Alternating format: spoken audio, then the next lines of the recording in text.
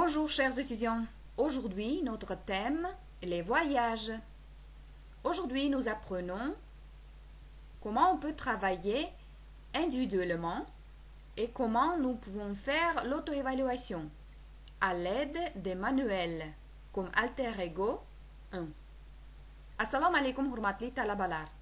Bugun biz sizlar bilan voyage ya'ni sayohat mavzusini o'tar ekanmiz.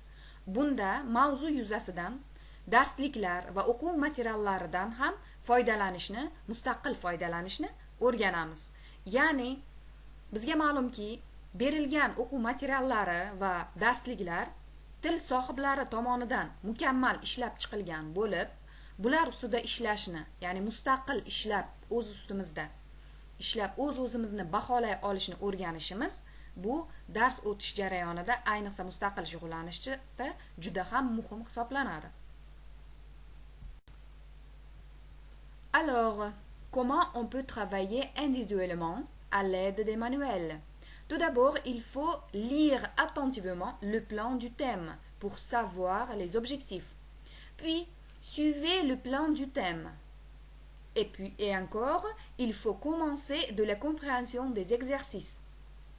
Ensuite, trouvez les mots nouveaux et traduisez-les. Et après, analysez chaque détail.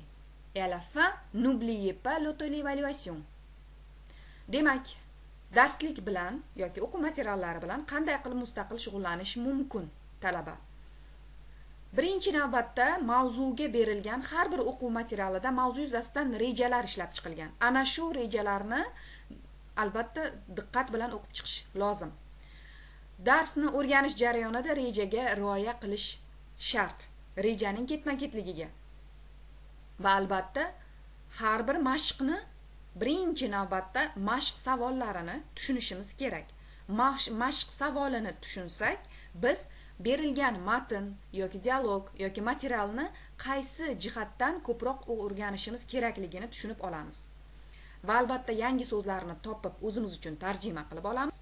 Har bir matndagi berilgan ma'lumotlarni diqqat bilan tahlil etamiz va oxirida o'zimizni baholash esimizdan chiqmasligi kerak. Ya'ni nimalarni o'rgandik mavzu yuzasidan, topshiriqlarni o'rinli va to'g'ri bajara oldikmi degan savolni oldimizga berishimiz shart.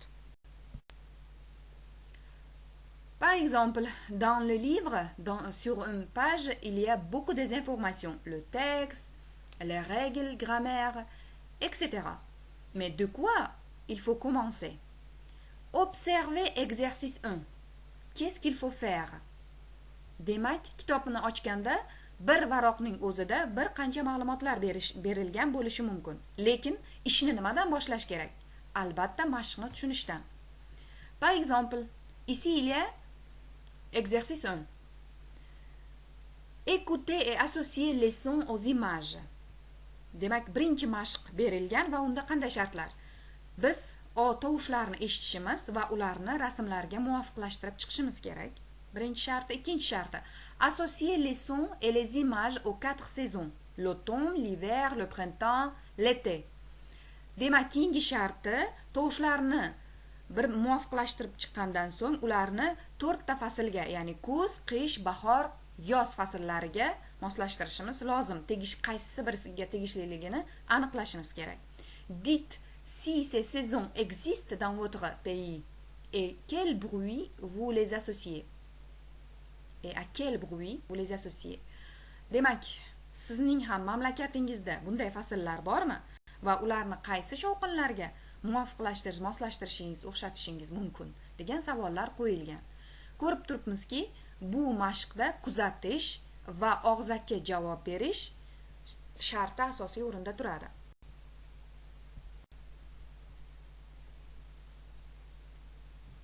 Par l'audio, vous écoutez le son de la pluie, les pas dans la neige, les pas dans la forêt, l'orage, le chant des oiseaux, le feu de cheminée, les jeux dans la piscine. Demak, kitobda berilgan tovushlarda siz yomg'ir, la pluie, Les pas dans la neige, ya'ni qordagi oyoq tovushlarini eshitasiz, qadam tovushlarini. Les pas dans la forêt, o'rmondagi qadam tovushlarini eshitasiz. L'orage, chaqmoq chaqib yomg'ir yog'ishini eshitasiz. Le chant des oiseaux, qushlarning kuylashini eshitasiz. Le feu de cheminée, pechdagi olov yonishi.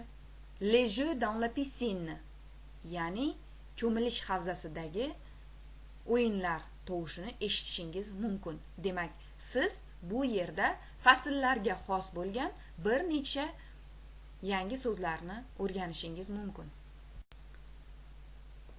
Maintenant, deuxième exercice.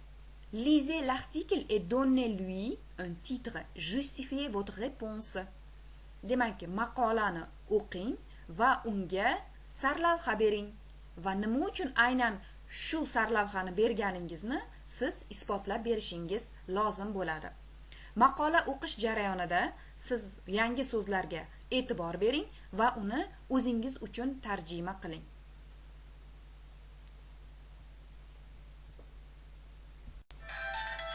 Activité 3. Agnès Ruhlmann, parlons de vos souvenirs. J'ai quelques questions pour vous. Quelle est votre saison préférée? L'automne. L'automne? Pourquoi aimez-vous cette saison? Tout d'abord parce que je suis née dans un pays tropical. J'ai connu les couleurs de l'automne à l'âge de 12 ans seulement au Canada. Et là, quel émerveillement! Les feuilles jaunes, oranges, rouges, puis la lumière dorée. Elle est magnifique en automne. Dans les souvenirs d'automne, justement, une odeur. Ah oui, bien sûr. L'odeur du feu de bois dans la cheminée quand il commence à faire froid. Un bruit. Le vent qui souffle très fort. Une émotion. La joie de voir la neige pour la première fois. Une sensation. Le froid aux mains. Une chose à boire ou à manger. Un bon chocolat chaud au goûter de 4 heures. Une image. C'est la fin de l'automne. Il fait très beau et très froid. Le ciel est bleu. Le soleil brille. Je construis mon premier bonhomme de neige dans le jardin et je suis heureuse. Agnès Ruhlmann, je vous remercie.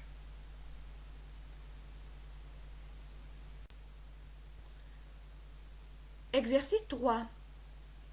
Uchinchi mashqda ham audio material berilgan. Mazkur berilgan audio materialni eshitib, uchinchi mashqni ham bajarish lozim bo'ladi.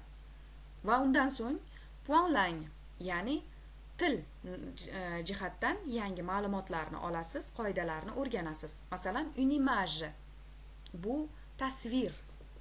Un goût, dit. Une odeur, hid. Un son, tovush. Un bruit, shovqin. Un parfum, hid. Une voix, ovoz. Une musique, musiqa. Regarder, qaramoq. Voir, ko'rmoq. Sentir, hidlamoq va his qilmoq. Entendre, eshitib qolmoq. Écouter, tinglamoq. Goûter, tatib ko'rmoq. Demak, biroz mashq berilgan.